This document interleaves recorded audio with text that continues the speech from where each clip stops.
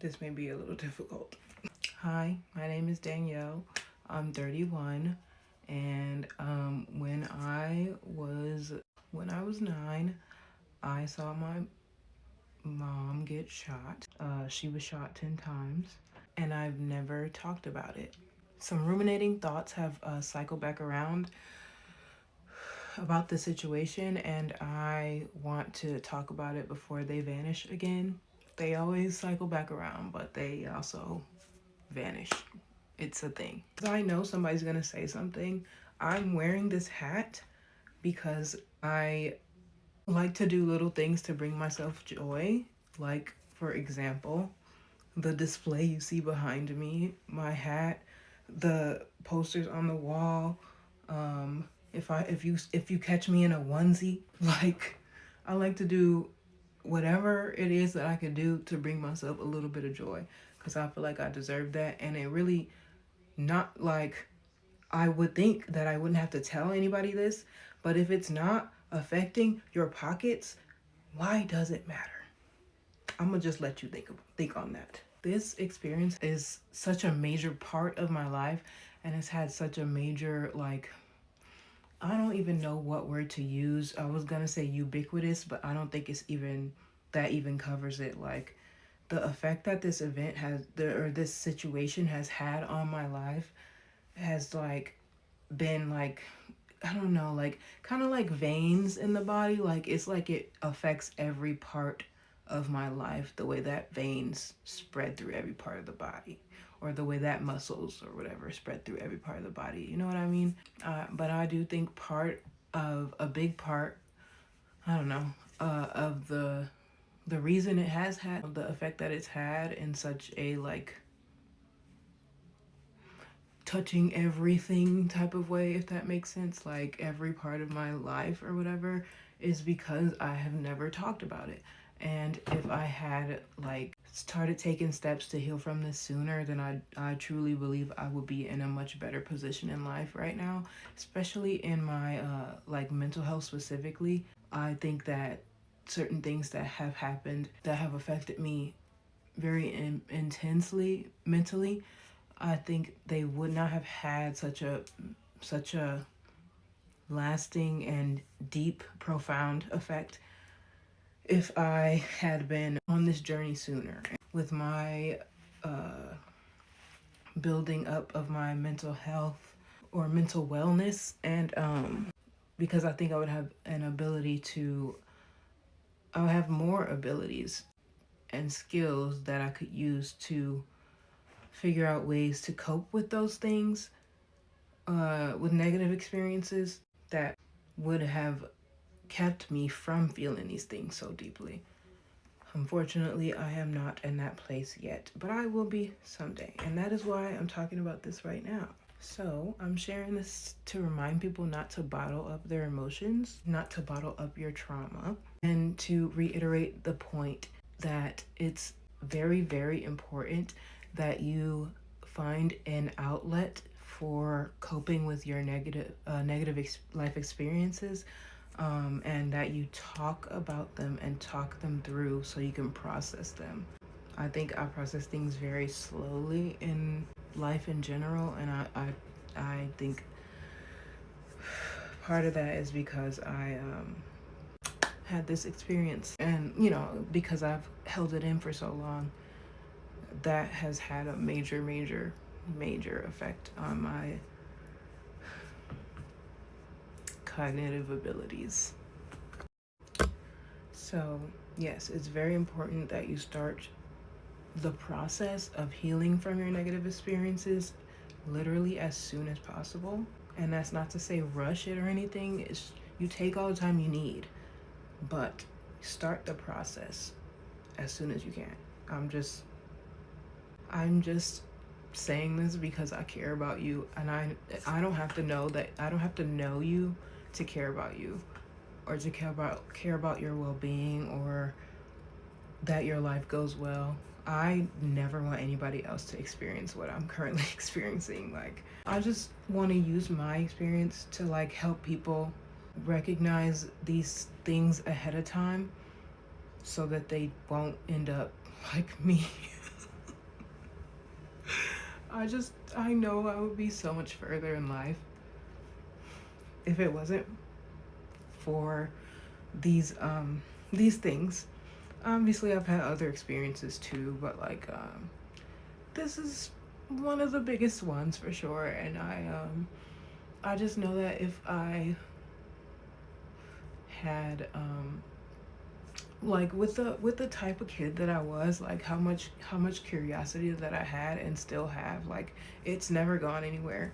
And like how much interest that I have in every like aspect of life and learning about literally everything, I would be so like I could be, I don't know, I just feel like I could be doing something very important and helpful in the world if I was further along in my journey. And I think that if that situation hadn't happened, I would be further along in my journey because I wouldn't have so much catching up to do, if that makes sense to you. So, yeah, it's very important to learn how to cope with negative experiences because they are, to an extent, they are inevitable in life. And I just wish that I had the tools to be able to cope with them in healthy ways, but I will learn them. And I guess this video is partially gonna help me with accountability in that aspect. I took a break because this is hard. I feel like my brain, I guess, is basically telling me like I cannot get any further in life if I don't start working on this now. Like it feels like everything is telling me like you have to get past this in order for you. I just feel like I have to start the healing process for this situation before I can move on with my life because I have noticed some regression in my progress, in my development, in my cognition, all of that. And just basically it feels like all that is telling me that I cannot go any further in my dreams and my goals and my aspirations until I fix this thing. I know that it's possible. Of course, it's possible. I just don't know what to do or how to fix it. Obviously, therapy. I said it in the other video. I want therapy. I will get therapy. I'm just hoping that I can undo the damage that has been done. I'm also sharing this so that people can have some idea of how such gruesome, heinous violence can affect a child into adulthood. And that's not to say to like force anybody to listen to you. Don't trauma dump on people because so many people have trauma dumped on me and it's just made it so much more difficult because like when people tell me what they're going through, I almost feel it like I'm going through it, and it's just like just weighing even more heavily on me than what's already weighing on me within my own life. So you need to find people who are willing and able to hear your problems or your story and able to handle it, even if they don't necessarily have anything to like any advice to offer. You need to make sure they're willing and able to listen at the very least. Also, this may sound controversial, but I I really wish that the man that did this had to pay our family for the psychological, emotional, and physical trauma that he caused us. My family has had very many difficulties trying to heal from this incident. I wish at the very least he was like ordered to pay our bills for the rest of our lives or something because the amount of the amount of difficulty I have had throughout my life, like I don't want to say learning because it's not learning that's the problem. It's like retaining the information, which is kind of the definition of learning, but like I'll learn something and like I think it's like I've hammered it in well enough, and then a week later maybe. And like I'm currently learning before anybody says anything. I am learning how to like retain knowledge and retain memories and recall memories better, but it's a process and I am no expert and I'm having a very hard time. But I didn't know any of this as a child, so like so for that reason it was very very hard for me to I was going to say focus in school, but the focus wasn't the thing that I wanted to mention in this moment. I had a very hard time getting through school in general. I had a hard time with tests. I never finished a test. I never could read the whole thing because I guess I guess this is more of an ADHD thing, but I think honestly that experience and my other experiences as a kid like exacerbated my potential ADHD traits. I don't know that I have ADHD for sure. I'm undiagnosed, but I do believe, based on what I see and what I experience on a every freaking hour basis, that I have ADHD or an ADHD brain. But I am no expert. But yeah, I've had such a hard time with like the most minimal tasks. I have the hardest time completing them or like getting to them. And I recognize that those are symptoms or traits of ADHD, but I know for sure that it's more than that. And I just, when you apply that challenge with to a job, like it's, I don't know, it's a wonder that I've been able to keep jobs this long. Honestly, I like, it's a wonder that I've, cuz like my first job as an adult when I was 18, I worked at Meijer, which is basically Walmart.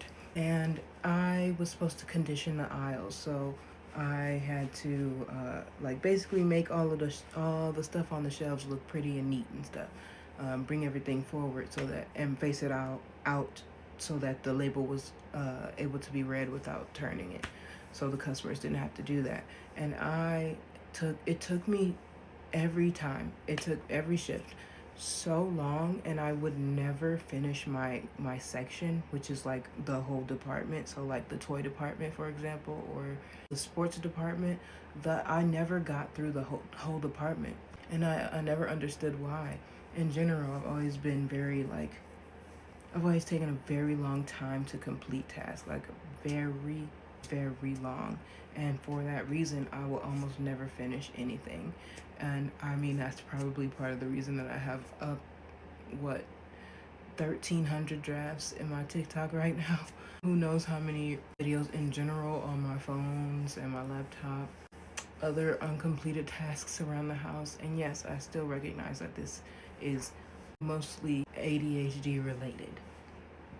I'm just saying that I think this was called that situation made it that much worse, because I don't know if it would have been that pronounced had that situation not happened, had that shooting not happened. I feel like at the very least that man could fund our therapy, because I've never gotten any. I mean, not actually. I went one time, like I mentioned in the other video where I had the orange shirt on. I haven't posted that one yet. I went one time and I didn't talk to the therapist, just the one time, but I didn't talk to the therapist because I didn't have the words. Also, I was a child. So, like, I feel like a therapist would try to find some way to connect with a child who had just experienced something they don't even know how to put into words. Something that you can imagine is incredibly traumatic for a child, especially a child that was already almost nonverbal. But yeah, whatever. I don't know. I feel like I was maybe kind of blamed for that a little bit, and then like given up on too quickly, because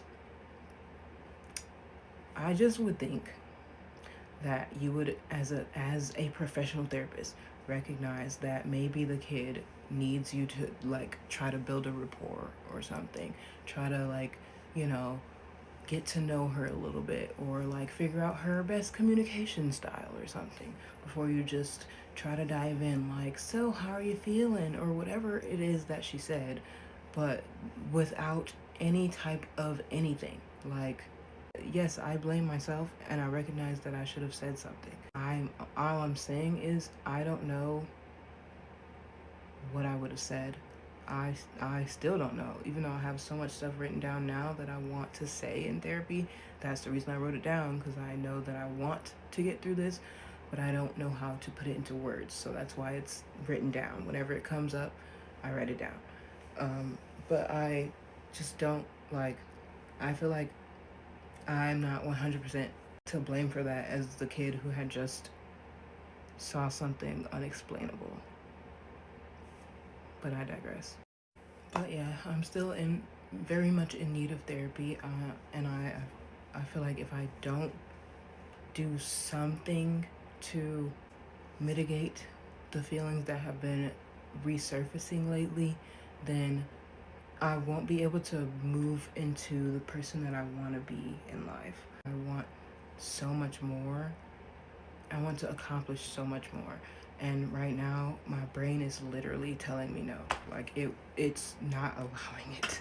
And it's beyond frustrating. Like, so I have to do something. So hopefully me talking about it in this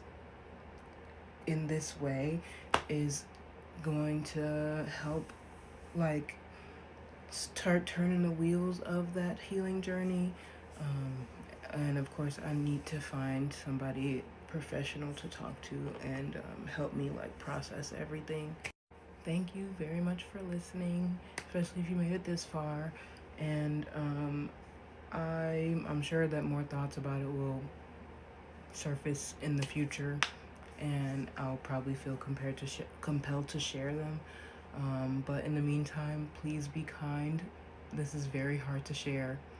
This is very hard to share and be vulnerable about. So I would hope that people would try to understand a little bit of where I'm coming from, and like how your words could really impact me very deeply right now. So I pray that they're kind words. Um, but yeah, that's all I guess for this one. Thank you again for watching or listening, and Happy New Year.